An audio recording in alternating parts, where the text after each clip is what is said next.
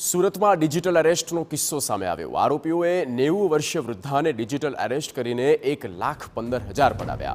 CBI ED, Mumbai police અને supreme કોર્ટના નામનો દુરુપયોગ કરવામાં આવ્યો।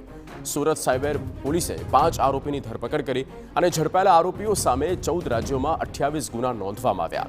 પોલીસે આરોપીઓ પાસેથી મોબાઈલ, ચેકબુક, રોકડ આમ 15 લાખનો મુદ્દામાલ કબજે કર્યો।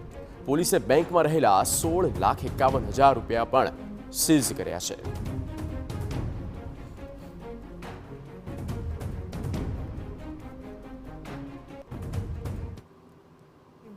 આ લોકો આ ગેંગ જે ડિજિટલ અરેસ્ટમાં સંડોવાયેલ છે, આ ગેંગ દ્વારા અલગ અલગ બેંકોમાંથી કરંટ એકાઉન્ટમાંથી કેશ વિડ્રો કરવામાં આવે છે।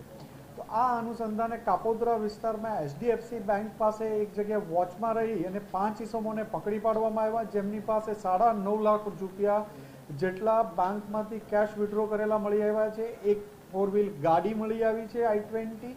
આ 5 જે માણસો પકડાયા છે એમાં રમેશ કાતરિયા, ઉમેશ કરશનભાઈ જિંજાળા, નરેશ ભીખાભાઈ હિંમતભાઈ સુરાણી, રાજેશ અર્જુનભાઈ દિહોરા અને ગૌરાંગ હરસુરભાઈ રાખોલિયા છે।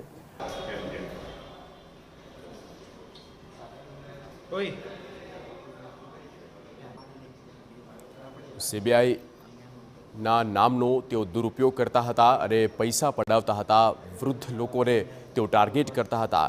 આ પ્રકારની મોડસ ઓપરેન્ડી જોકે તેમને બહુ ચાલી નહીં અને 5 લોકોની ધરપકડ કરવામાં આવી છે। સુરત હોય કે અમદાવાદ હોય, અલગ અલગ રીતે લોકોને ટાર્ગેટ કરતા, કોઈ ડિજિટલના ભાગરૂપે ક્રાઇમ કરતા હતા,